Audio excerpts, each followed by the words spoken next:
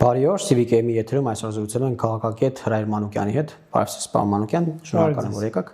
Պարոն Մանուկյան, սկսենք մեր զրույցը Էստոնիայի արտաքին հետախուզական ծառայության զեկույցից, որում անդրադարձ է կատարվում նաև Հայաստանին եւ ընդհանրապես տարածաշրջանին ու Ռուսաստանի ազդեցությանը այստեղ նշվում է, որ խաղաղության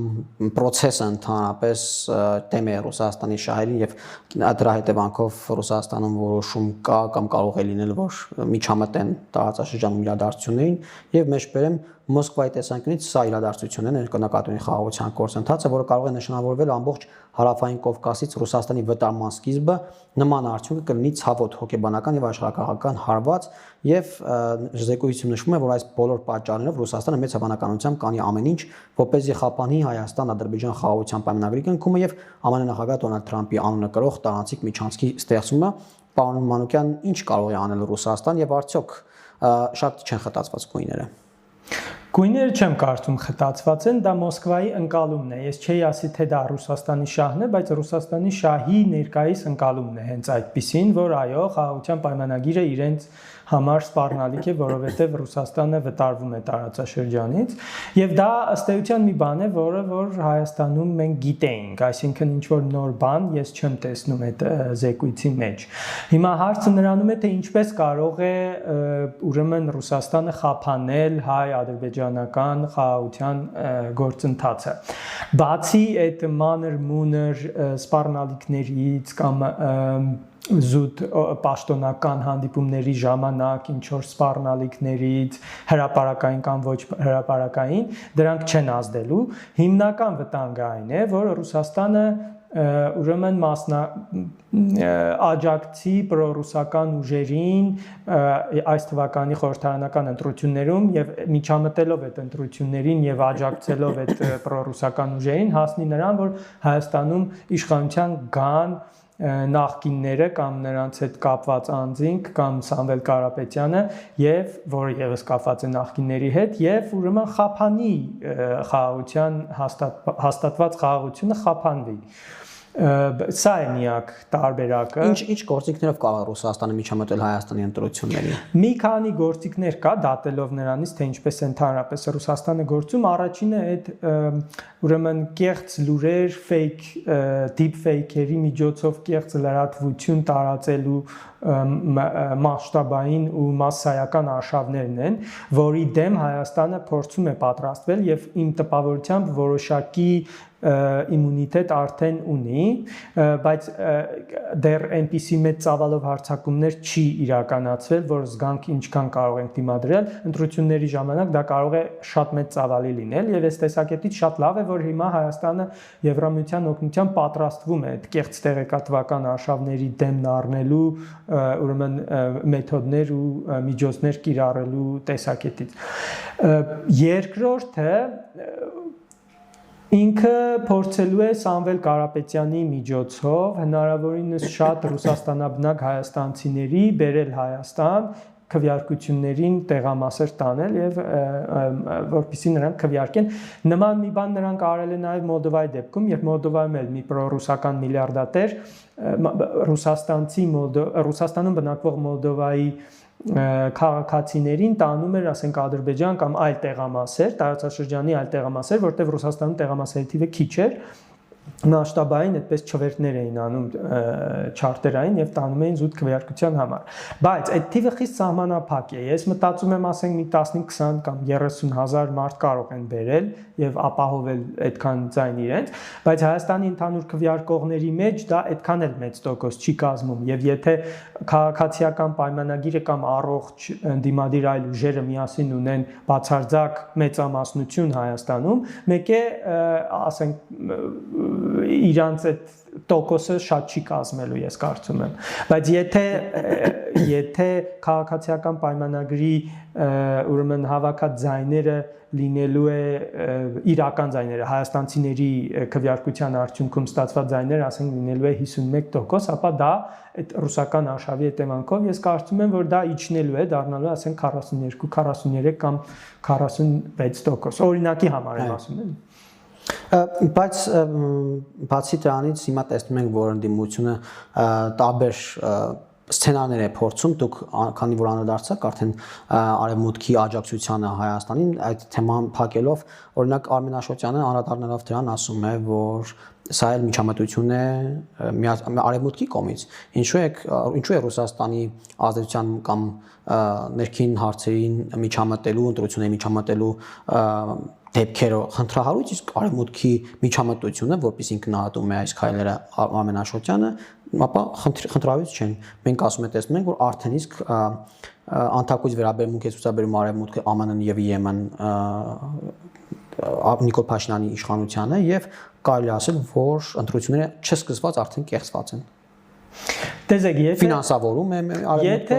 աջակցություն է հայտնում, Վենսն աջակցություն հայտնել Փաշինյանին։ Եթե աջակցություն է հայտնվում բարձրաստիճան, ուրեմն այլ երկրի բարձրաստիճան ղեկավարի կողմից այն ձևով ինչ ձևով որ Վենս արեց դա բացարձակապես միջամտություն չէ Եվրամիության կողմից նույնիսկ եթե այդպիսի բարձր մակարդակով աջակցություն հայտնվի իսկ ես կարծում եմ կհայտնվի մայիսին դա էլ աջակցություն չէ Եվրամիության կողմից ֆինանսների աջակցություն չէ թե միջամտություն չէ դա աջակցություն է կներեք այո աջակցություն է բայց միջամտություն չէ Եվրամիության կողմից այդ ֆինանսների տրամադրումը որ կեղծ տեղեկատվությունների արշավների դեմ առնվի դա էլ միջամտություն չէ ուրեմն դա աջակցություն է եւ Ռուսաստանի ղեկավարությունը նույնպես կարող է բացահայտ իր աջակցությունը հայտնել այդտեղ խնդիր ես չեմ տեսնում մենք այնպեսի աշխարհում ենք ապրում որ դա դրանից խուսափել գրեթե անհնար է ես կարծում եմ բայց այստեղ ընդհանրապես խնդիր չկա խնդիրը նրանում է երբ որ սկսվում է այդ կեղծ տեղեկատվական արշավների միջոցով անել դա ոչ միայն բարոյական տեսակետից քաղաքական տեսակետից այլ նաև պետք է իրավական տեսակետից անթույլատրելի համարվի խնդիրը նաև նա է երբ որ փորձ է արվում այնպիսի ուժերի սատարել, որոնք որ բռնի ուժով են փորձում իշխանությունը տապալել, հա, մենք տեսանք, որ Ռուսաստանում գործել են հայկական ինչ-որ խմբեր, որոնք զինվել են եւ պատրաստվել են Հայաստանում զինված ուրեմն հեղաշրջումներ իրականացնել, այո, այդ դա է վտանգավորը։ Եվ քանի որ մենք գիտենք, որ Ռուսաստանի աշխատելու մեթոդները հիմնականում այդպիսին են, ստվերային, թաքնված, գործակալական ցանցի միջոցով եւ Հայաստանում իրենց գործընկեր կառույցների միջոցով որոշ կուսակցություններ, եկեղեցի եւ այլն, լրատվամիջոցներ այստեղ է որ արդեն միջամտություն է առաջանում, այսինքն արևմուտքը իրականում չի միջամտում, աջակցում է, իսկ Ռուսաստանը ոչ միայն աջակցում է, բայց ֆինանսավորում չի, օրինակ 15 միլիոն եվրո է տրամադրում, ասում են դա միջամտություն է, Ռուսաստանն էլ ուրեմն կարող է ինքը ֆինանսավորել իր գործընկերներին 15 միլիոն եվրոն տրամադրվում է ապա տեղեկատվական արշավների դեմը առնվելու համար։ Եվ ոչ թե կուսակցությանը։ Այո, եւ ոչ թե կուսակցությանը, իսկ ռուսական փողերը տրամադրվում են խմբերին եւ կուսակցություններին եւ այդ քաղաքական արշավներին։ Մենք հիշում ենք, որ Ռուսաստանից նաեւ գրել էին, ինչքան կարծեմ 100 միլիոն դոլար էին ծախսել Բագրատ Գալստանյանի այդ քաղաքական արշավի վրա։ Իրենք ուղիղ ֆինանսավորում են կուսակցական խմբերին։ Իսկ արևմուտքի կողմից ֆինանսավորումը դա ապատվական արշավների դեմ առնելու համար է։ Այնպես որ իսկապես, բայց տեսեք հետաքրքիր է, որ Ռուսաստանից ուղիղ աջակցություն չեն էլ հայտնում, իրանք իրենց աշխատելու մեթոդն է ուրիշ։ Եթե Վլադիմիր Պուտինը ասի ես աջակցում եմ Ռոբերտ Քոչարյանին, թող ասի, բայց իրենք նախընտրում են աջակցություն հրապարակային չհայտնել, բայց տակից թաքնված եղանակով միջամտել, ընդ որում քրեորեն անթույլատրելի միջոցներով եւ արարքներ անելով եւ այդ ֆինանսավորումներով։ Հայաստանը ինչպես կարող է դեմն առնել այդ միջոցների։ Հայաստանը ես հիմնական տարբերակը տեսնում եմ, որ Հայաստանում օրենսդրական այն փոփոխությունները կիրառվեն, որոնք որ անհրաժեշտ են խոշոր փողի ազդեցությունը քաղաքականության վրա զսպելու կամ չեզոքացնելու համար։ Տեսեք, մենք ունենք հիմա օրենսդրություն, որ կուսակցությունը չի կարող ինչ որ գումարից ավելի նրվիրատվություն ստանալ մեկ մարդուց եւ չի կարող ինչ որ սահմանից ավելի փող ծախսել։ Նաեւ կա ուրեմն ոչ սահմանափակում, այլ արգելք, որ կուսակցությունը բարեգործությամբ չզբաղվի։ Կուսակցությունները նրա հետ աֆիլիացված այլ ուժեր անձինք չեն կարող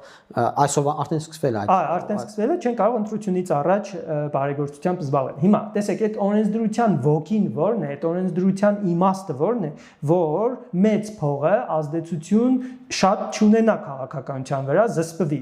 Բայց քանի որ այս երկու օրենսդրական կարգավորումները քիչ են, որովհետև անհատ մարդիկ, հա, կարող են ասել մենք աֆիլիացված չենք կուսակցության հետ ու քարոզչություն անեն, ասենք, ինչ որ կուսակցության օգտին։ Հիմա ուրեմն պետք է նաև օրենսդրորեն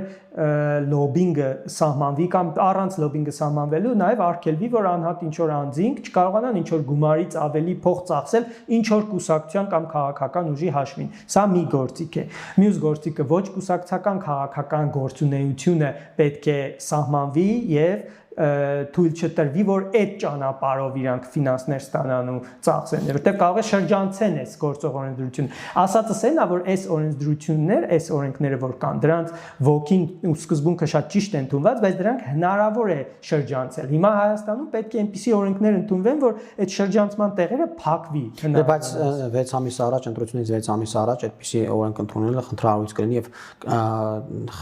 դժվար, որովհետեւ պետք է խաղի կանոնները ըստ վենետիկյան, հա, խորհրդատվությունների պետք է 6 ամիս առաջ խաղի կանոնները հստակեցված լինեն, ոչ թե այդ ընթացքում։ Դրա պատասխանը այն է, որ խաղի կանոնը արդեն իսկ սահմանված է, որ միլիարդատերերի ազդեցությունը քաղաքականության վրա պետք է չեզոքացվի մեր կուսակցությունների մասին օրենքով եւ այդ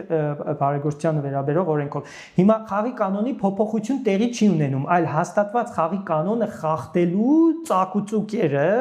փակվում է։ Սա է տեղի ունենում։ Բայց նույնիսկ եթե մենք այդ խաղի կանոնի փոփոխության հարց լիներ, սա այնքան կարևոր խաղի կանոնի փոփոխություն է, որ մենք պարտադիր չի, որ ամեն ինչում հետևենք Վենետիկի հանձնաժողովին, իրենց փաստարկները կարելի է լսել, հասկանալ, կշեռքի մի նժարի վրա դնել, բայց պարտադիր չի, որ ամեն անգամ Հայաստանը դրան հետևի։ Ռուսաստանը ինչու է փորձում այստեղ իշխանություն փոխել։ Թրիփը, ինչպես նշում է Էստոնիայի արտաքին հետախուզական ծառայության զեկույցում, թրիփի այդ գործընթացը խափանելու համար եւ արդյոք դա արդեն հնարավոր է խափանել դեռ, ավելի ճիշտ հնարավոր։ Հա, հնարավոր է թրիփնել է հնարավոր խափանել հայ-ադրբեջանական ուրեմն խաղաղության գործընթացն էլ հնարավոր է խափանել։ Հենց դրա համար էլ ուզում էինք անել։ Բացի նրանից, Ռուսաստանը ավտորիտար երկիր է, ինքը սիրում է հարաբերվել իր մոդելի պետությունների ավտորիտար երկրների հետ։ Իր համար դժվար է դեմոկրատական երկրի ղեկավարության հետ հարաբերվել, որովհետև դեմոկրատական երկիրը նաև ինքնիշխան պետություն է, ինքը չի կարող հրամաններ արձակել եւ իր ուզածը անել այնպիսի երկրների հետ, որոնք որ դեմոկրատական են, որովհետև դեմոկրատական երկիրը ղեկավարությունը ներկայացնում է այդ երկրի ժողովրդին, լեգիտիմություն ունի եւ այդ երկրի ժողովրդին է ներկայացնում եւ այդ պետության շահերին է ծառայում։ Իսկ ավտորիտար երկրի ղեկավարին կարելի է սպառնալիքներով կամ համոզելով կամ ինչ որ այլ տարբերակներով այնպես անել, որ ծառայի այդ Ռուսաստանի շահերին։ Պարոն տեսեք օրինակ մեր ընդդիմադիր շատ կուսակցություններ նշում են, որ իրենք դեմ չեն թրիփին եւ խաղաղության գործընթացին, այլ պետք է ուղղակի վերաբնակցել, որովհետեւ ավելի լավ է դարձնել, չգիտեմ, օրինակ թրիփ պլյուս բրիքս տարբերակն առաջարկում, վերաբնակցել եւ թրիփին ներգրավել նաեւ ոչ միայն Միացյալ Նահանգների թող մնա թրիփը իրագործի, բայց կարելի ավելացնել նաեւ Իրանին, Չինաստանին, Ռուսաստանին, որպեսզի բոլորի շահերը համադրվի, որպեսզի չստացվի այնպես, որ մենք տարածաշրջան ենք բերում Միացյալ Նահանգներ եւ մյուսների շահերը անտեսում ենք ու նրանց հանում ենք տարածաշրջանից, դա կդառնանք արդեն այդպես որպես գործիք արևմուտքի ձեռքում, ինչպես օրինակ նշել է Գալուզինը, նշել է, որ բազմիցս ասել ենք մեր հայ գործընկերներին, որ արևմուտքի համար Մոսկվայի հետ դիմակայության գործում Հայաստանը աշխարհակաղակական պայքարի գործիք է։ Հետևաբար գործիքի չվերածվելու համար մեր ընդդիմադիր շատ կուսակցություններ առաջարկում են վերաձևակերպել թրիփը, այսպես ասած։ Ինչու հնարավոր չէ կամ ինչն է դրա վրա։ Հնարավոր չի, եթե հնարավոր լիներ այնպես անել, որ Ռուսաստանն էլ նվազագույն չափով, ավելի քիչ չափով դժգոհ լիներ, Հայաստանի իշխանությունը դա կաներ։ Հայաստանի իշխանությունը խնդիր չունի, որ չեղածտեղ ինչ որ նեղացնի Ռուսաստանի իշխանություններին, մենք դա տեսնում ենք։ Ամենալավագույն հնարավոր տարբերակը սա է եղել, սրան է։ Հնարավոր չի թրիփին մեջ ներառել BRICS երկրներին՝ Ռուսաստան, Չինաստան, Իրան։ Ոչ, հնարավոր չէ, որովհետև Ամերիկայի Միացյալ Նահանգները նախ եւ առաջ չի կարող վստահել Ռուսաստանին, նաեւ մշտական մեջ է այո, Իրանին եւ Չինաստանին, թրիփի դեպքում դա հնարավոր չէ։ Ուրեմն Հայաստանի իշխանությունը արդեն ամենալավագույն այնպես չի որ լիքը հնարավորություններ կան այսպես բաց դրած են ու լավ տարբերակներ կան եւ դրանց միջից մենք ասենք ընտրել ենք վատը հիմա այդ ինչ որ նրանք ասում են որ վերաձևակերպել բան դա ուղղակի քաղաքավարի ձևով պրոյեկտը ձախողելու տարբերակն է իրենք գիտեն որ բնակչության կողմից լավ են կալվում եւ թրիպը եւ խաղաղության գործընթացը եւ չեն կարող ասել մենք մերժելու ենք այո եւ որ ուղիղ ասեն մենք մերժելու ենք մի քիչ ավելի քիչ ձայն կարող է ստանան դրա համար լղոզում են հարցը եւ ասում են դե ով ասեց մենք խաղաղությանը դե մենք էլ ենք ուզում խաղաղություն ավելի լավ խաղաղություն ենք ուզում բայց իրականում սա ընդհանրապես այդ գործընթացը տապալելու համար է Անդրանք նաև Սերժ Սարգսյանի հայտարարությունը նա նշում է որ եթե դիմությունը իրար ոտքի տակ չփորի, իրար ոտքի տակ չքանդի, իրար չհարբացի, չքննադատի, ապա ավելի հաջող իրավիճակ կունենան ընտրություններում, բայց եթե դա անեն, ապա բնականաբար նաև ստացած քվեները քիչ կլինեն եւ որևէ բանի չեն կարող հասնել նշում է ինչ սպասենք ընդդիմությունից, որովհետեւ բացայան խոսվում է նաև Գյումրի երկու սցենարի մասին մի տարբերակը դա է, որ կարող են իրար քննադատել, ասել, որ իրար չեն միանալու, որ դեմ են մեկը մյուսին, տարաձայնություններ ու մտավախություններ ունեն մեկը մյուսի նկատմամբ, բայց կան ու միավորվեն եւ երկրորդ տարբերակը ինչպես առաջարկում է Սերժ Սարգսյանը նշելով, որ ուղղակի պետք է իրար չհարվածել եւ անհրաժեշտ է նաեւ համագործակցել։ Ոչ ճանապարհով կգնան դիմությունը։ Նույնիսկ եթե առաջի տարբերակով գնա իրար հայոյեն բան անեն, հա, միևնույնն է ազգային ժողովում, որ նրանք միասին վերցրած ավելի շատ ձայն տեղ ունենան, քան թե քաղաքացիական պայմանագիրը միավորվելու են, ինչպես որ Գյումրու դեպքում, երբ որ էլի իրար այդ շատ մեծ հակադրություններ ունեին, ենթադրելիորեն, բայց այդ հակադրությունները այնքան չեն, որ իրանք ասենք քաղաքացիական պայմանագրի հետ գնան միանան, հա դա իհարկե քաղաքացիական պայմանագիրն էլ չի ընդունի։ Ուզում եմ ասել, անկախ նրանից իրար կհայոյեն չեն հայոյի, ինչ քիչ կհայոյեն թե շատ կհայոյեն, միևնույնն է ազգային ժողովում նրանք եթե կարողացան տեղերի մեծամասնություն ունենալ, միավորվելու են եւ իշխանություն վերցնեն։ Եվ Սամվել Կարապետյանի բոդիսականին անդրադառնանք, մեր ծևովը, որ արդեն ուժեղ Հայաստանի է վերածվում կամ վերածվել, հայտարարեց, որ իրենց տեխնացուն, վարչապետի տեխնացուն Սամվել Կարապետյանն է լինելու, բայց գիտենք, որ համանadrությունը դա թույլ չի տալիս, բայց տարբերակ են գտել, ասում են կգանք, համանadrական մեծամասնություն կստանանք, օրենքների կետերը կփոխենք եւ Սամվել Կարապետյանին կդարձնենք վարչապետ։ Ինչ կլինի պարոն Մանուկյան, երբ որ մեր ծևովը օրինակ լինի երկրորդ ուժը քաղաքացիական պայմանագրից հետո, համանadrական մեծամասնություն չստանա։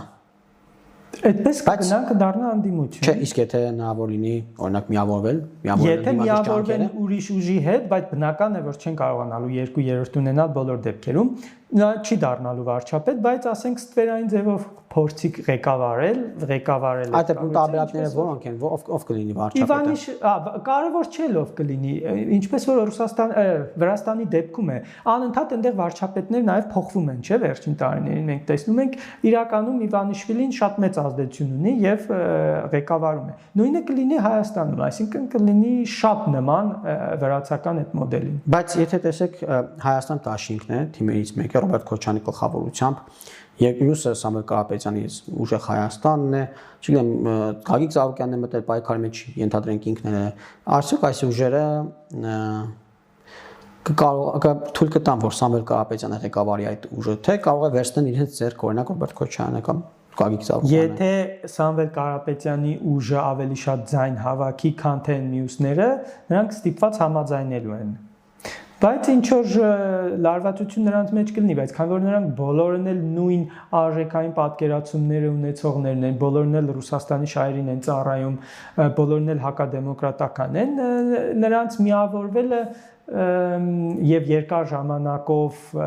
երկիրը ղեկավարելը ես չեմ կարծում թե իրենից բարդություն է ներկայացնելու հատկապես որ ամենածայրահեղ դեպքում ինչքան էլ որ շատ իրար մեջ վեճ լինի կգնան մի օր Ռուսաստան այնտեղ կկանչեն հարցերը կլուծեն կամ կհրամայեն թե ինչ պետք է անեն ով ոնց իրեն պետք է բայ եւ այդպես հարցերը կլուծվի Գագիկ Ծառուկյանը հայտարարել նոյան տապան հիմնելու մասին եւ առաջին միացողները կան արդեն Անրանիկ Թևանյանը Մայր Հայաստան դաշինքով հայտարարել որ միանում է այդ գործընթացին այստեղ ինչ սպասենք հաշվի առնելով որ օլիգարխիկ երկու ուժեր կլինեն մեծահարուստներ Սամվել Կարապետյանից հետո Գագիկ Ծառուկյանն է հայտ ներկայացնում նրա շանսը ինչպիսին կլինեն Տեսեք, եթե մեր իրավապահ համակարգը կարողանա թույլ չտալ, որ միլիարդատերերը հսկայական գումարներ ծախսեն քաղաքական դաշտում, այդ իմ ասած ձևով օրինակ օրենսդրորեն փոփոխություններ արվեն, բայց մենակ օրենսդրությունը բավարար չի իրավապահները նաև պետք է հետևեն, որ դա կատարվի։ Եթե այդ ձև լինի եւ նրանք իրականում չկարողանան շատ փող ծախսել, ես կասկածում եմ, որ Գագիկ Ծառուկյանը կամ Սամվել Կարապետյանի ուժը նույնիսկ հաղթահարի նվազագույն սահմանը։ Բայց եթե մեր իրավապահ համակարգը չկարողանա այդպես անել, որովհետեւ ասենք այդ օրենսդրության ծակուցուկերը չփակվեն, կամ իրավապահ համակարգը բավական արագ եւ արդյունավետ չգործի, այդ դեպքում նրանք կարող են շատ ձայներ հավաքել եւ այդ դեպքում խնդիր է դառնալու Հայաստանի համար, այդ դեպքում նաեւ բովանդակային բանավեճը քաղաքացիական պայմանագրի եւ համեմատաբար կառուցողական այլ ուժերի միջև երկրորդ պլան կմղվի եւ առաջին պլան կգա թե ով որտեղ ինչքան շատ փող ծախսեց կամ ինչ ռեսուրս օգտագործեց եւ դա դրանից Հայաստանի զարգացումը զգալիորեն կարգելակվի։ Ընդդիմության հաշվարկը ո՞ն է, պարոն Մանուկյան, ռիսկ չկա, որ եթե իրենք գալիս են թրիպը վերաբանակցում են, այսպես ասած, բայց իրականում դա չեղարկվում է եւ խափանում է այդ ծրագիրը, ռիսկ չկա, որ իրոք այս էսկալացիայի կոնֆլիկտի ձևման կերպարանափոխման, բայց նորից կոնֆլիկտային տրամաբանության մեջ մտնելու ռիսկ կարող առաջանալ, ինչպես են դա կառավարելու։ Պատերազմել է լինելու, բայց դա դրանից արդեն երկրորդական է, իշխանության գալը իրենց համար առաջին խնդիր է, սկզբում մտածում են, որ կգան իշխանության, հետո Ռուսաստանի հետ աջակցելով ինչ որ բաներ կկարողանան անել, բայց մյուս կողմից էլ իրենք էլ գիտեն, որ Հայաստանը վերջին տարիներին բավական շատ զենք է գնել եւ բավականին ուժեղացել է եւ իրենք կարող են բայց այնքան որ կարողանա մտնել պատերազմի մեջ։ Այո, իրենք կարող են այդպես մտածել նաեւ Բայց դա դրանց իրենց համար երկրորդական է, նույնիսկ եթե պատերազմի մեջ մտնեն եւ պարտվեն, իրենք չեն մտածում, որ դա մեծ աղետ է լինելու իրենց Հայաստանում իշխանությունը պահելու համար։ Դե ծայրահեղ դեպքում Ռուսաստանի կազմի մեջ մտնելու ինչ որ մի տարբերակ կգտնեն եւ այդպես իրենց հարցերը կլուծեն, իրենց տեղը Հայաստանում էլի կկարողանան ապահովել, եթե Հայաստանը դառնա Ռուսաստանից կցորդ ինչ որ մի տարած, միևնույն է իրենք Ռուսաստանի հետ կարող են պայմանավորվել այնտեղ իշխանությունների հետ, այդտեղ ինչ որ պաշտոններ կամ դերակատարություն ունենան։ Բայց Ռուսաստանը պատրաստ է այդ սցենարին հաշվի առնելով, որ Ուկրաինայի մեզ զբաղված ժամանակին, երբ Հայաստանը դիմում է Ռուսաստանին, նույնիսկ քաղաքական հայտարարություն կոնե ստանալու համար, հապկի մասով, երբ դիմել էինք ջերմուկի հայտնի դեպքերի ժամանակ, նույնիսկ քաղաքական հայտարարություն Ռուսաստանը չկարողացավ կամ չուզեց անել։ Հիմա Ռուսաստանը որքանով է պատրաստ ներգրավել այդ process-ում Հայաստանին, թեկուզ մտցնել իր կազմի մեջ օրինակ։ Պատրաստ է, որովհետև հեչ բան որ չլինի, ինչ որ միտեղ կծախի։ Հա, սկզբում կարող է վերցնել, այդ ձև ինչ որ մի հատ կառույց սարքել, հետո պայմանավորվել Արևմուտքի կամ Թուրքիայի կամ Ադրբեջանի ինչ որ մեկի հետ եւ ծախել, ինչպես որ Ղարաբաղի դեպքում տեղի ունեցավ, հա։ Սկզբում մեկ կավ այնտեղ զորքեր տեղակայեց, բան արեց, բայց հետո ինչ որ պայմանավորվածություններով բան արեց, թույլ տվեց, որ Հայաստանի բնակչությանը այնտեղից դուրս ադրբեջանցիները հարձակվեն եւ Հայաստանի բնակչությունը այնտեղից եկավ Հայաստան։ Ինքը դա կլինի մի լրացուցիչ, այսպես ռեսուրս իր ձեռքին։ Եվ այս պայմաններում էլ ծանր պայմաններում էլ Ուկրաինայում էլ եթե իրեն ինչ որ միտեղից Հայաստանի ներսից ինչ որ մարդիկ նվեր են տալիս իրեն, ինչի պիտի չվերցնի, իհարկե մեծ հաճույքով կվերցնի, մի քիչ ավելի շատ էլի ջանք կգործադրի, միևնույնն է ինքը ջանք գործադրելու է այն ուղղությամբ, որ քաղաքացիական պայմանագիրը զրկվի իշխանությունից եւ այդ պրոռուսական ուժերը օլիգարխիկ հակադեմոկրատական գան իշխանության, որ ստացվի ավելի լավ Եթե ձեր ասած ուժերը չեն գալիս իշխանության, կարող ենք ասել, որ Ռուսաստանը տարածաշրջանից հեռանում է։ Այո, հեռանում է։ Այդ գործընթացը Ռուսաստանի հեռանալու արդեն սկսվել է 2022 թվականից կարելի է ասել։ այդ տարիներից եւ այդ գործընթացը այո շարունակվելու է հատկապես եթե հայ-ադրբեջանական սահմանը արդեն ու հայ-թուրքական սահմանը բացվեն առևտուր տեղի ունենա արդեն Ռուսաստանի ազդեցությունը կքչանա բայց մեր խնդիրը այն չի որ Ռուսաստանը ընդհանրապես մեր հետ գործընկեր չլինի կամ առևտրային գործընկեր չլինի, քաղաքական առումով էլ գործեր չլինի։ Մեր խնդիրը այն է, որ մենք այդպիսի կախվածություն չունենանք Ռուսաստանից եւ չկորցնենք մեր անկախությունը։ Բայց պարոն Մանուկյան ընդդիմությունը քննադատում է, որ Ռուսաստանից կախվածությունը փոխարինվում է Արևմուտքից եւ անգամ Ադրբեջանից կախվածությամբ։